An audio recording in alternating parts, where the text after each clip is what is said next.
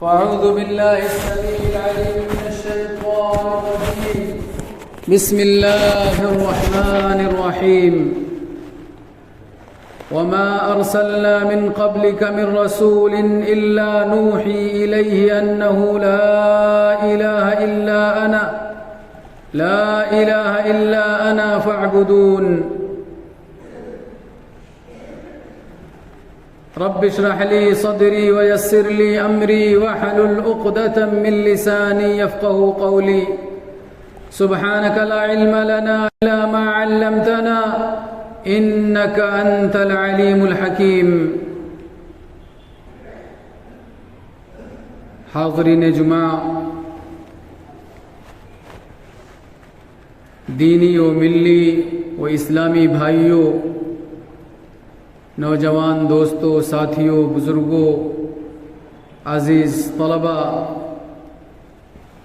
ہر قسم کی تعریف، ہر طرح کی بڑائی اور بزرگی، حمد و ثنا اس اللہ رب العالمین کے لیے جو اس کائنات کے نظام کو چلانے والا ہے، جو اکیلا سارے جہاں کا خالق و مالک ہے، جو تنہا اور اکیلا عبادت کے لائق ہے، جو بے شمار اسماء و صفات کا مالک ہے اور جس کا کوئی ساجی و شریک نہیں، اور انگنت درود و سلام تمام انبیاء و رسل پر، بالخصوص آخری نبی امام الانبیاء سید المرسلین رحمت للعالمین جناب محمد الرسول اللہ صلی اللہ علیہ وآلہ آلہ وسلم پر، جن کو رب کائنات نے، مالک ارض و سما نے اس کائنات کا، اس دنیا کا اپنا آخری پیغمبر اور اپنا آخری رسول بنا کر کے مبعوث فرمایا. اسلامی بھائیوں، قرآن اور حدیث کا جب ہم مطالعہ کرتے ہیں، قرآن اور احادیث کو جب ہم پڑھتے ہیں، تو ہمیں یہ پتہ چلتا ہے، ہمیں یہ بات معلوم ہوتی ہے کہ اس کائنات کو اور اس کائنات کے اندر جتنی بھی چیزیں ہیں، ساری چیزوں کو اللہ رب العالمین نے صرف ایک مقصد کے لیے پیدا کیا ہے. دنیا و ما فیہا کو صرف ایک مقصد کے لیے اللہ رب العالمین نے بنایا ہے، اس کو رچایا اور بسایا ہے، اور وہ مقصد یہ ہے کہ صرف ایک اللہ کی عبادت کی جائے، صرف ایک اللہ کی پوجا ہو، ایک اللہ رب العالمین کی پرستش ہو، اسی کے سامنے لوگ اپنے ضروریات اور حاجات کو رکھیں، اپنے ہر سکھ دکھ میں اسی سے لو لگائیں، اور عبادت کی جتنی بھی قسمیں ہیں تمام کی تمام قسموں کو صرف اللہ رب العالمین کے لیے خاص رکھیں. چنانچہ آپ غور کریں کہ جب سے یہ دنیا قائم ہوئی ہے، جب سے اس دنیا کے اندر نبیوں اور رسولوں کے آمد کا سلسلہ شروع ہوا ہے، تبھی سے اللہ رب العالمین نے تمام نبیوں کو، تمام رسولوں کو یہ پیغام دے کر کے بھیجا کہ وَمَا أَرْسَلْنَا مِن قَبْلِكَ مِن رَّسُولٍ إلا نوحي إليه أنه لا إله إلا أنا فاعبدون۔ اللہ رب العالمین قرآن مقدس کے اندر ارشاد فرما رہا ہے کہ ہم نے آپ سے پہلے جتنے بھی رسول، جتنے بھی نبی اس دنیا کے اندر بھیجے ہیں، سب کی طرف ہم نے ایک ہی بات کی وحی کی ہے، سب کو ہم نے ایک ہی بات کا حکم دیا ہے کہ اللہ کے سوا کوئی معبود حقیقی نہیں ہے،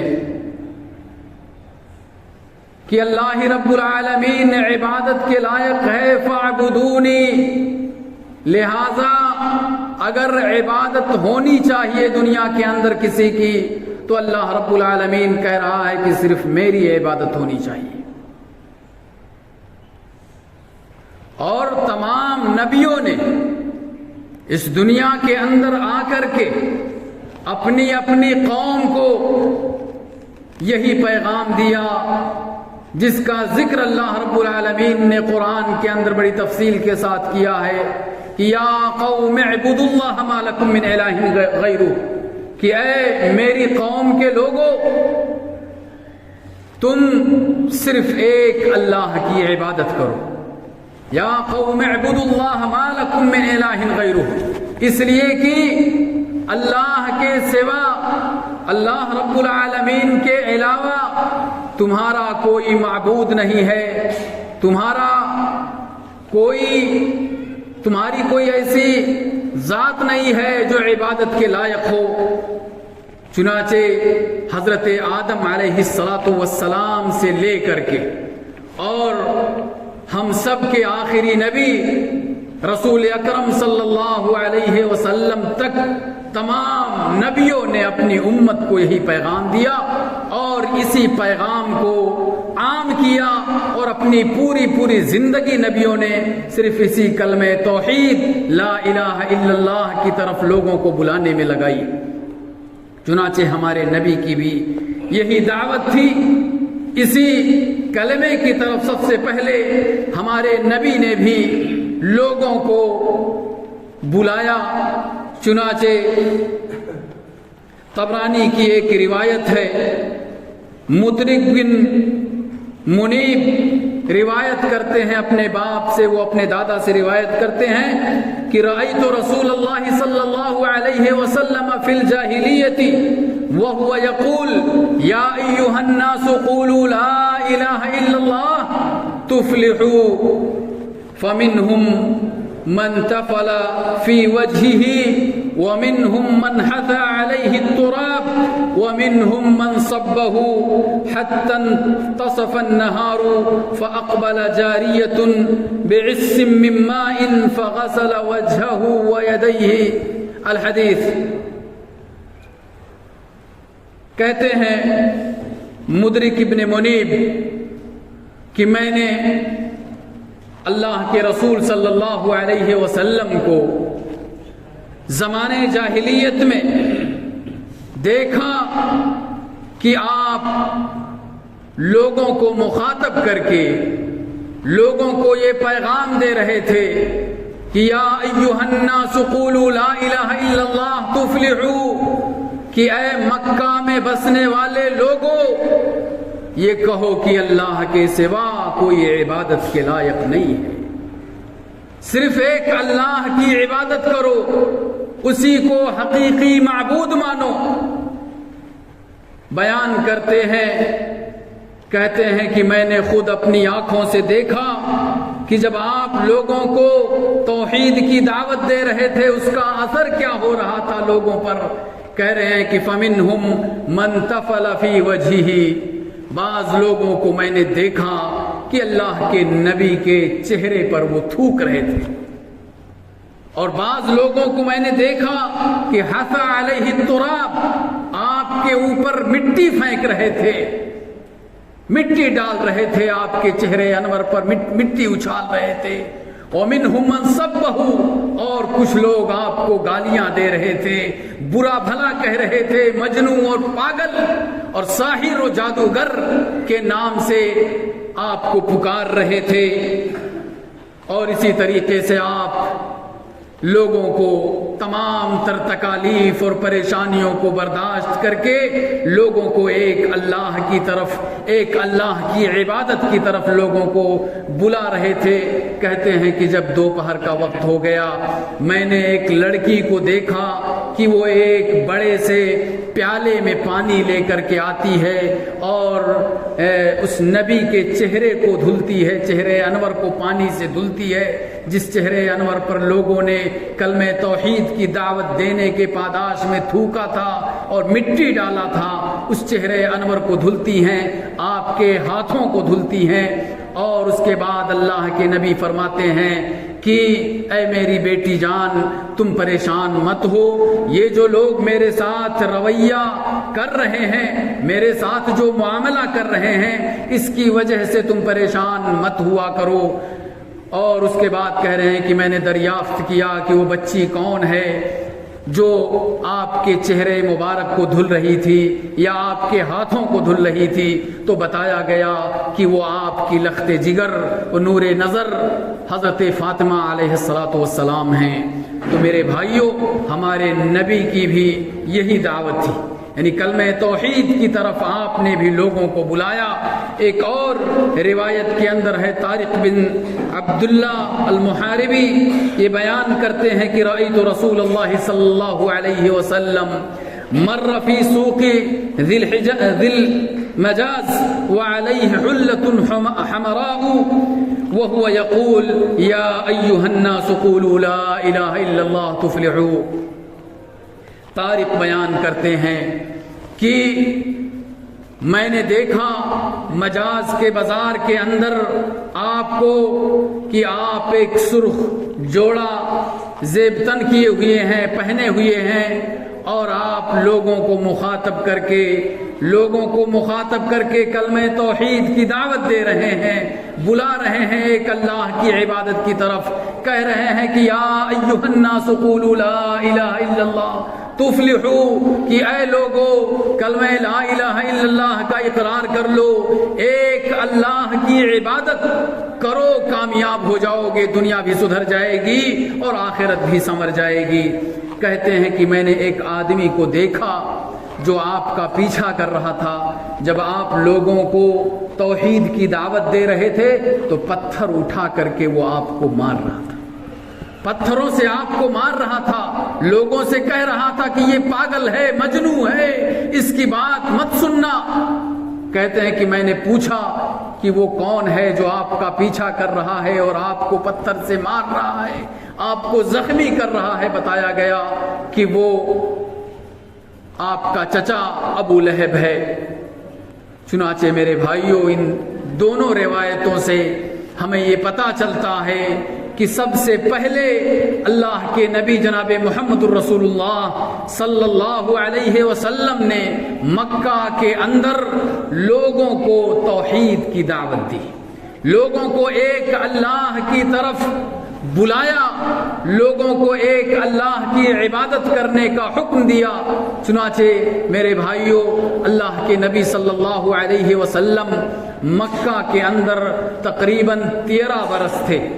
نبوت ملنے کے بعد۔ 40 سال کی عمر میں نبوت ملتی ہے، اور نبوت ملنے کے بعد صحیح روایات کے مطابق آپ تقریباً 13 برس مکہ کے اندر گزارتے ہیں، اور پورے 13 سال آپ صرف لوگوں کو توحید کی دعوت دیتے ہیں، لوگوں کو لا الہ الا اللہ محمد الرسول اللہ کا معنی و مفہوم سمجھانے میں آپ 13 برس لگا دیتے ہیں۔ توحید کی دعوت اتنی اہم ہے میرے بھائیوں، اور اس کا سمجھنا اور اس کو برتنا، اس کے تقاضے کو پورا کرنا، یہ ہر مسلمان کے لیے ضروری ہے، ہر انسان کے لیے ضروری ہے، چاہے جس مذہب کا وہ فالوور ہو، جس مذہب کا بھی ماننے والا ہو، سب کے لیے ضروری ہے کہ وہ اس کلمے کی حقیقت کو سمجھیں، کلمہ لا الہ الا اللہ کی معانی و مفاہیم کو سمجھیں، کہ وہ کلمہ توحید جس کے پرچار اور جس کی دعوت میں اللہ کے نبی صلی اللہ علیہ وسلم نے اپنے زندگی، نبوت ملنے کے بعد اپنی زندگی کا اکثر حصہ لگایا، آخر ہے اس کلمے کی حقیقت کیا ہے؟ کیا صرف زبان سے کلمہ لا الہ الا اللہ کا اقرار کرنا یہ کامیاب ہونے کے لیے کافی ہے، یا لا الہ الا اللہ کے کچھ تقاضے بھی ہیں، لا الہ الا اللہ کے کچھ شروط بھی ہیں؟ میرے بھائیوں، اس کلمے کی بڑی فضیلت ہے۔ یہ جو مختصر سا کلمہ ہے لا الہ الا اللہ، اس کی بڑی فضیلت ہے۔ چنانچہ حضرت ابو ہریرہ رضی اللہ تعالیٰ عنہ کی اس حدیث سے آپ اس کلمہ توحید کی فضیلت کو اور اس کلمہ توحید کی اہمیت کو آپ سمجھیں۔ لمبی حدیث ہے، میں پوری حدیث نہ بیان کر کے صرف اس حدیث کا ایک ٹکڑا آپ کے سامنے رکھتا ہوں۔ اللہ کے نبی صلی اللہ علیہ وسلم نے ایک موقع پر اپنے دونوں جوتوں کو حضرت ابو ہریرہ رضی اللہ تعالی عنہ کے حوالے کر کے یہ کہا تھا کہ اذهب بنعلی ہاتین، کہ میری ان دونوں جوتیوں کو لے کر کے جاؤ، فمن لقیت من وراء هذا الحائط، اور اس باغ کے بعد، اس باغ کو کراس کرنے کے بعد، اس باغ سے گزرنے کے بعد باغ کے پیچھے جس سے بھی تمہاری ملاقات ہوگی، یشہد ان لا الہ الا اللہ مستیقنا بہا قلبہ، اور وہ سچے دل سے، مستیقنا بہا قلبہ، پورے یقین کے ساتھ سچے دل سے وہ لا الہ الا اللہ کی گواہی دے رہا ہوگا، فبشرہ بالجنہ، تو اسے تم جنت کی بشارت سنا دینا۔ یعنی یہ کلمہ توحید یہ جنت میں لے جانے والی چیز ہے، جنت کی ضمانت دی ہے اللہ کے نبی صلی اللہ علیہ وسلم نے، جنت کی خوشخبری سنائی ہے اللہ کے نبی صلی اللہ علیہ وسلم نے اس کلمے کے اقرار کرنے والے کو، اس کلمے کے معانی و مفاہیم کو سمجھ کر کے اور اس کلمے کے تقاضے کو پورا کرنے والے کو۔ میرے بھائیوں، اس وقت جو مسلمان تھے، صحابہ کرام تھے، وہ نئے نئے ابھی اسلام میں داخل ہوئے تھے۔ حضرت ابو ہریرہ رضی اللہ تعالی عنہ جب اللہ کے نبی سے یہ حدیث سن کر کے اور جوتا لے کر کے جا رہے ہیں، جوتا اس لیے دیا تھا اللہ کے نبی نے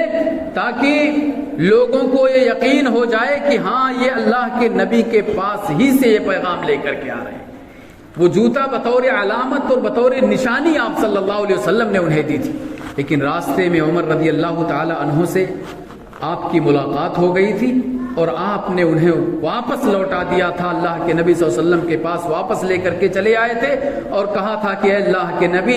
ابھی اپنے اس پیغام کو، اس بشارت کو لوگوں کے درمیان عام مت کروائیے، اس لیے کہ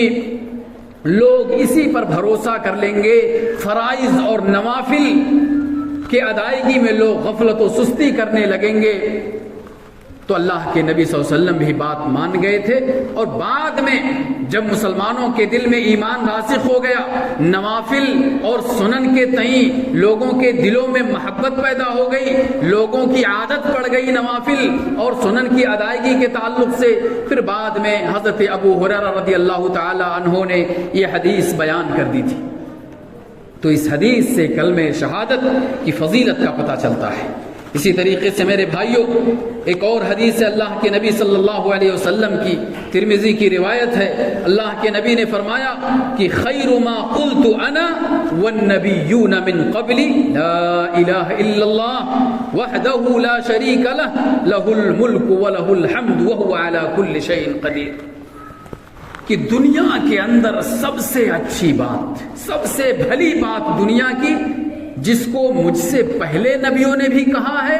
اور میں بھی وہی بات دہرا رہا ہوں، وہ سب سے بھلی اور سب سے اچھی بات کون سی ہے؟ لا الہ الا اللہ وحدہ لا شریک لہ لہ الملک ولہ الحمد وہو علی کل شیء قدیر۔ دنیا کی سب سے بہترین بات ہے یہ، اور اس بات کے اندر کیا ہے کہ انسان یہ گواہی دے، دل و جان سے یہ تسلیم کر لے کہ اللہ کے سوا کوئی معبود نہیں ہے، اللہ کے سوا کوئی عبادت کے لائق نہیں ہے، اللہ رب العالمین کا کوئی ساجی و شریک نہیں ہے، اس کی بادشاہت میں نہ تو اس کا کوئی ساجی و شریک ہے اور نہ ہی اس کی عبادت میں اس کا کوئی ساجی و شریک ہے، وہ اکیلا ہے۔ ہر طرح کی تعریف کا اگر کوئی مستحق ہے تو وہ اللہ رب العالمین کی ذات ہے۔ تو میرے بھائیوں، اس حدیث سے بھی کلمہ لا الہ الا اللہ کی فضیلت کا پتہ چلتا ہے۔ اسی طریقے سے حضرت ابو ہریرہ رضی اللہ تعالیٰ عنہ کی ایک اور حدیث ہے، کہتے ہیں کہ الایمان بضع وسبعون شعبہ فافضلها قول لا الہ الا اللہ وادناها اماطۃ الاذى عن الطریق، کہ ایمان کے 70 سے زائد شعبے ہیں۔ الایمان بضع وسبعون شعبہ، ایمان کے 70 سے زائد شعبے ہیں، 72-73 شعبے ہیں ایمان کے، یعنی ایمان کے اجزاء ہیں، ایمان کے حصے ہیں۔ سب سے افضل درجہ ایمان کا کیا ہے؟ لا الہ الا اللہ، افضلها لا الہ الا اللہ، سب سے افضل درجہ ایمان کا یہ ہے کہ اس کلمہ لا الہ الا اللہ کو انسان زبان سے کہہ لے، دل میں بٹھا لے اور اس کلمے کا جو تقاضا ہے اس کو پورا کرے۔ وَأَدْنَاهَا إِمَاطَةُ الْأَذَى عَنِ الطَّرِيقِ، اور ایمان کا سب سے کمتر درجہ ہے کہ راستے سے تکلیف دہ چیز کو ہٹا دیا جائے۔ راستے میں اگر کوئی تکلیف دینے والی چیز ہے مسافر کو، چلنے والے کو، تو راستے سے ختم کر دینا، یہ ایمان کا حصہ ہے اور ایمان کا ایک جز ہے۔ اسی طریقے سے میرے بھائیوں، ایک اور حدیث ہے جس سے کلمہ شہادت لا الہ الا اللہ کی فضیلت کا پتہ چلتا ہے۔ حضرت ابو ہریرہ رضی اللہ تعالیٰ عنہ اس حدیث کے بھی راوی ہیں، کہتے ہیں کہ اسعد الناس بشفاعتی یوم القیامہ من قال لا الہ الا اللہ مخلصا خالصا من قلبہ، کہ قیامت کے دن میری شفاعت کا، میری سفارش کا حقدار وہ خوش بخت اور نیک بخت انسان ہوگا جس نے دنیا کے اندر کلمہ شہادت کا اقرار کیا ہوگا، لا الہ الا اللہ کو زبان سے پڑھا ہوگا اور اس کے تقاضے کو پورا کیا ہوگا۔ اسی طریقے سے میرے بھائیوں، حضرت انس بن مالک رضی اللہ تعالیٰ عنہ کی ایک حدیث ہے جس کے اندر ہے کہ معاذ رضی اللہ تعالیٰ عنہ ایک سواری پر آپ کے ساتھ سوار تھے۔ حضرت معاذ رضی اللہ تعالی عنہ کو مخاطب کر کے اللہ کے نبی صلی اللہ علیہ وسلم نے کہا کہ یا معاذ، نے کہا کہ لبیک یا رسول اللہ وسعدیک۔ پھر معاذ رضی اللہ تعالی عنہ کو مخاطب کر کے کہا کہ یا معاذ، پھر آپ نے کہا کہ لبیک یا رسول اللہ وسعدیک۔ پھر تیسری بار بھی اسی طریقے سے اللہ کے نبی صلی اللہ علیہ وسلم نے حضرت معاذ رضی اللہ تعالی عنہ کو مخاطب کر کے فرمایا کہ یا معاذ، کہا کہ لبیک یا رسول اللہ وسعدیک۔ اور اس کے بعد پھر اللہ کے نبی صلی اللہ علیہ وسلم نے ان سے کہا کہ ما من احد یشہد ان لا الہ الا اللہ وان محمدا رسول اللہ صدقا من قلبہ الا حرمہ اللہ علی النار، کہ جس کسی نے بھی سچے دل سے یہ گواہی دے دی کہ اللہ کے سوا کوئی معبود حقیقی نہیں ہے اور محمد صلی اللہ علیہ وسلم اللہ کے رسول ہیں، تو اللہ رب العالمین اس کو جہنم پر حرام قرار دے دے گا، یعنی جہنم کی آگ اس کو جلا نہیں سکتی ہے۔ تو میرے بھائیوں، اسی طریقے سے ایک اور حدیث، آخری حدیث میں کلمہ شہادت لا الہ الا اللہ کی فضیلت میں بیان کر رہا ہوں، جس کو حدیث بطاقہ کے نام سے جانا جاتا ہے، کہ ایک آدمی کو لایا جائے گا اور اس کے سامنے اس کے اعمال کے 99 رجسٹر کھول کر کے رکھ دیے جائیں گے، جس میں اس کے تمام تر برے اعمال درج ہوں گے، اور ایک رجسٹر اتنا ہوگا کہ جہاں تک نگاہ جائے وہ رجسٹر کی لمبائی ہی دکھے گی، یعنی ایک رجسٹر بہت لمبا چوڑا ہوگا، اور اس طرح سے 99 رجسٹر ہوں گے اور ان رجسٹروں کے اندر اس شخص کے اعمال درج ہوں گے۔ اللہ رب العالمین اس شخص سے پوچھے گا کہ کیا ان رجسٹروں کے اندر جتنی باتیں لکھی ہیں کیا کوئی بات غلط ہے؟ کیا تمہیں کوئی بات کہنی ہے؟ جن لوگوں کو، جن فرشتوں کو میں نے تمہارے کندھوں پر بٹھا کر کے یہ رجسٹر تیار کروایا ہے، کیا تمہیں ان باتوں کے متعلق سے کوئی بات کہنی ہے؟ وہ شخص کہے گا کہ نہیں ہے اللہ کے نبی، اس رجسٹر کے اندر جتنی باتیں درج ہیں ساری سچی ہیں، یہ سارے اعمال میں نے کیے ہیں، اے اللہ میرے پاس کچھ بھی نہیں ہے، نیکیوں کا کوئی عمل نہیں ہے۔ اللہ کے نبی اللہ رب العالمین کہے گا کہ آج کے دن کسی پر کسی طرح کا ظلم نہیں کیا جائے گا۔ چنانچہ ایک بطاقہ، ایک کارڈ نکال کر کے لایا جائے گا، جس کارڈ پر لا الہ الا اللہ لکھا ہوگا۔ وہ شخص کہے گا کہ اے اللہ رب العالمین، یہ ایک طرف 99 رجسٹر ہیں اور ترازو کے دوسرے پلڑے میں صرف ایک بطاقہ، ایک کارڈ جس میں لا الہ الا اللہ ہے، بھلا کیسے یہ پلڑا بھاری ہوگا؟ اللہ رب العالمین نے کہا کہ آج کے دن کسی پر ذرہ برابر بھی ظلم نہیں ہوگا،